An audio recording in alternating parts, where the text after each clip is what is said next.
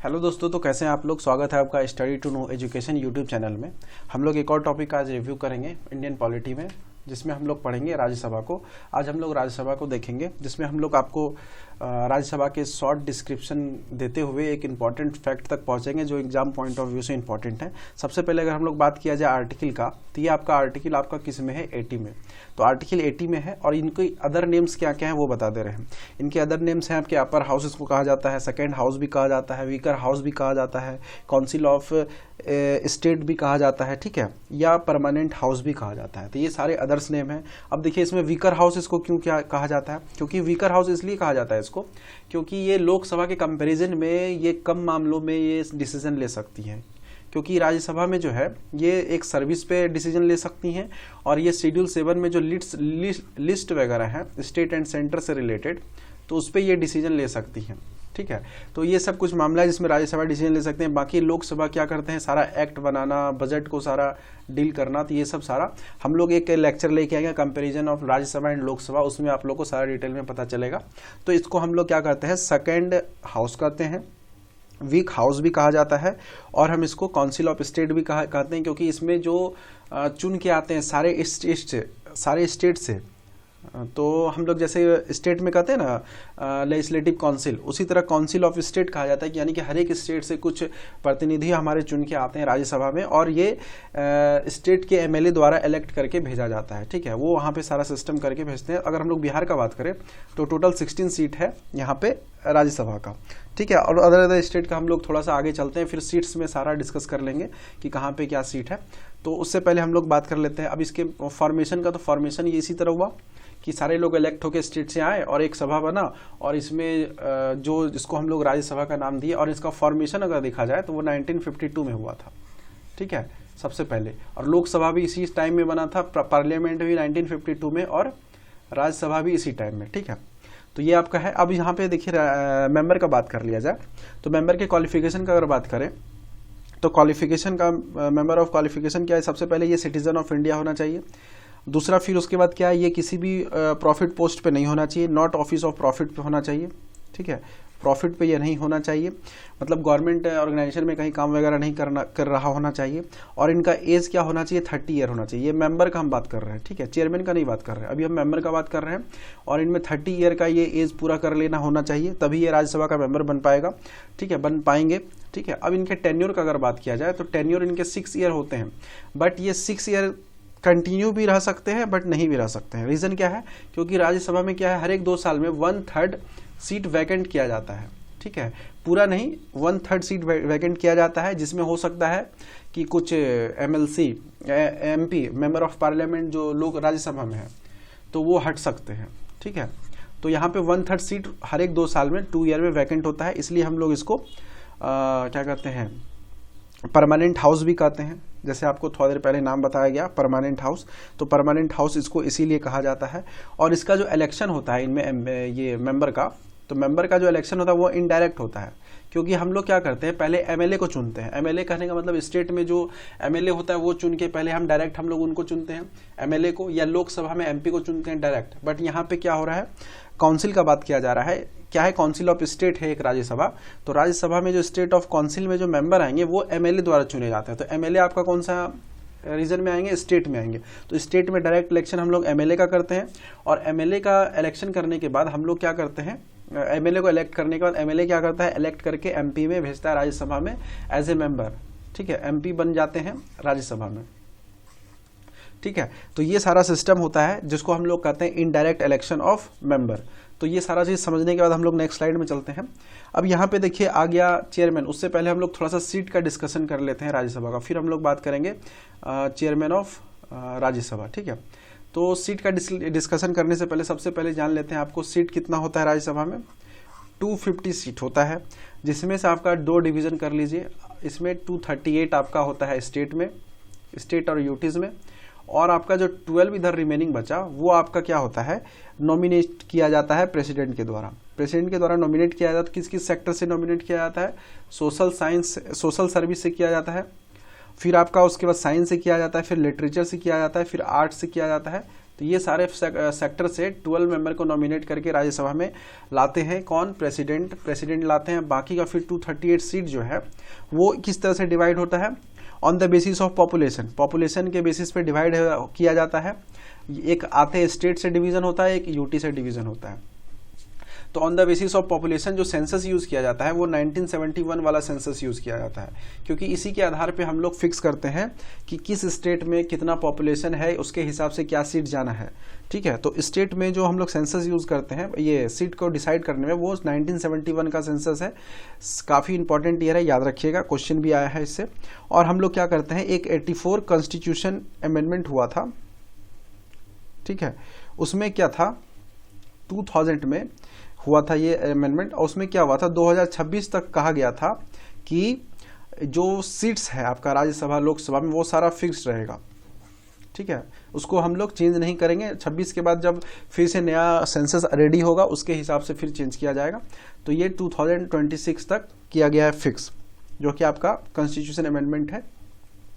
ठीक है, और उसके बाद क्या था, हम लोग यहाँ पे बात कर लेते हैं स्टेट और यूटीज का। तो हम लोग स्टेट में अगर कुछ इंपॉर्टेंट स्टेट को देखें तो बिहार में आपका क्या है, 16 सीट है। यूपी में आपका क्या है, 31 सीट है। तमिलनाडु में आपका क्या है, 18 सीट है। कुछ एग्जाम्पल ले रहे हैं, महाराष्ट्र में आपका क्या है, 19 सीट है। तो ये सारा कुछ स्टेट का इन सीट्स है। और अगर यूटीज का बात किया जाए तो दिल्ली में आपका कितना सीट है, 3। और फिर झारखंड, जम्मू एंड कश्मीर में आपका कितना, झारखंड नहीं, जम्मू एंड कश्मीर में आपका कितना सीट है, 4। फिर आपका अगर मान लीजिए इसमें पुडुचेरी में बात किया जाए तो पुडुचेरी में 1 सीट है। तो ये सब आपका क्या है, राज्यसभा का सीट्स है। और बाकी अगर नॉर्थ ईस्ट स्टेट का अगर हम लोग बात करें तो नॉर्थ ईस्ट स्टेट में भी सीट्स हैं, जो कि आपको हम क्लियरली कर दे रहे हैं थोड़ा सा जो इम्पोर्टेंट है। सबसे पहले अगर मान लीजिए 1 सीट किस किस स्टेट में है, तो 1 सीट आपका किस में आ जाएगा, मणिपुर में आएगा। फिर आपका 1 सीट किस में आएगा, मिजोरम में आएगा। फिर आपका 1 सीट किस में आएगा, नागालैंड में आएगा। राज्यसभा का 1 सीट है इस सब में। फिर अरुणाचल प्रदेश आएगा। फिर आपका सिक्किम आएगा। फिर आपका 1 सीट किस में आता है, मेघालय में आता है। फिर आपका 1 सीट आता है त्रिपुरा में। ठीक है, तो ये सिक्किम को छोड़ के देखिए ये सारा स्टेट आ गया, 1 2 3 6। बाकी एक बच जाता है असम। तो असम में जो है ना 1 सीट नहीं है, असम में कितना है आपका, 7 सीट है। और एक गोवा है आपका जिसमें आपका 1 सीट है राज्यसभा का। तो 1 सीट वाले स्टेट देखिए कितने हैं, 7 1 8। ठीक है, तो ये सब सारा आपको याद रहना चाहिए। ठीक है, अब हम लोग बात कर लेते हैं नेक्स्ट स्लाइड में चेयरमैन ऑफ राज्यसभा का। ठीक है, चेयरमैन ऑफ राज्यसभा का। और ये क्या करती है, चेयरमैन ऑफ राज्यसभा, तो वो हेड ऑफ सभा होते हैं, जिसको हम लोग स्पीकर भी कहते हैं, स्पीकर ऑफ राज्यसभा।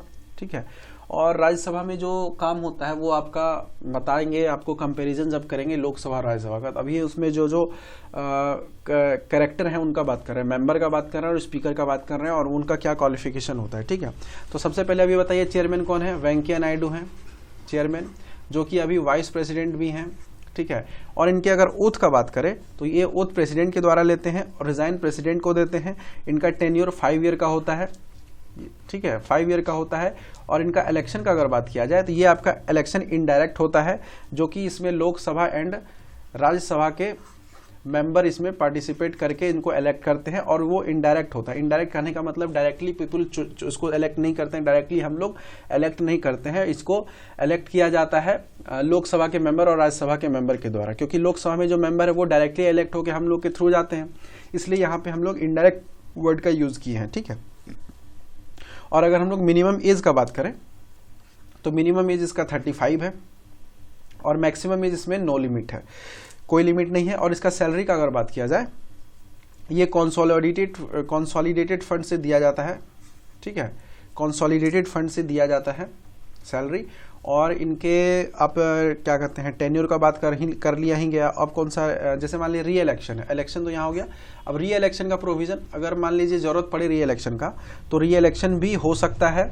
और इससे पहले 2 बार री इलेक्शन हो चुका है वाइस प्रेसिडेंट के पोस्ट के लिए, ये याद रखिएगा।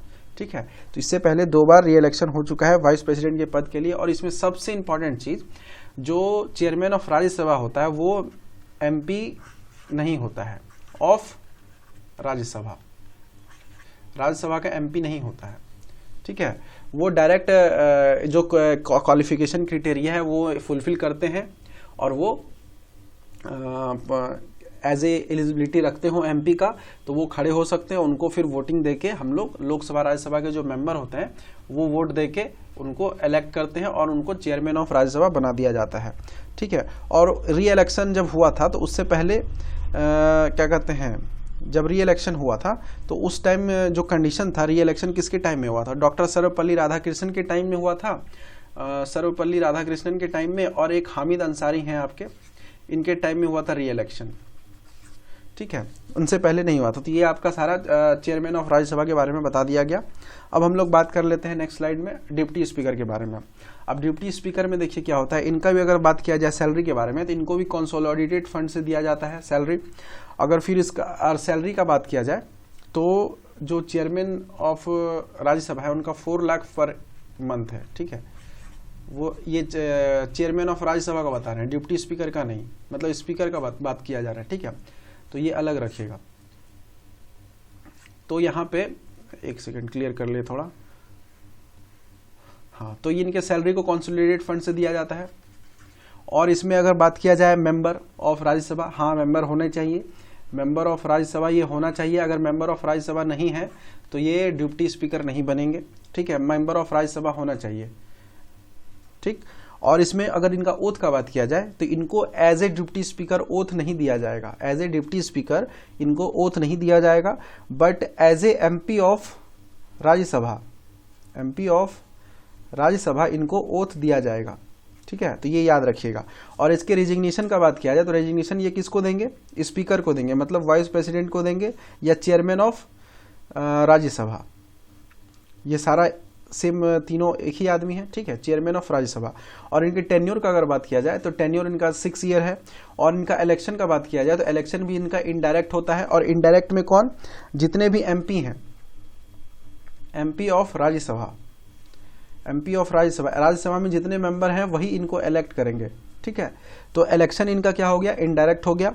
और इनडायरेक्ट करने का मतलब एमपी जो है होते हैं वो डायरेक्टली नहीं चुन के आते हैं, वो इनडायरेक्टली एमएलए के द्वारा चुन के आते हैं और वही एमपी इनको इलेक्ट करते हैं, वाइस डिप्टी स्पीकर को, मतलब वाइस चेयरमैन ऑफ राज्यसभा को। और इनका री इलेक्शन का अगर प्रोसेस देखा जाए तो री इलेक्शन का प्रोसेस इनका होता है, पॉसिबल है, यस है।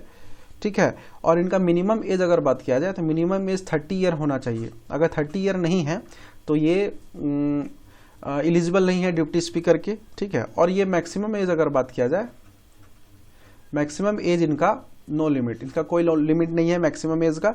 तो ये आपका सारा सिनेरियो था डिप्टी स्पीकर का। और डिप्टी स्पीकर अभी प्रेजेंट में बात किया जाए तो कौन है? हमारे हरिवंश नारायण सिंह।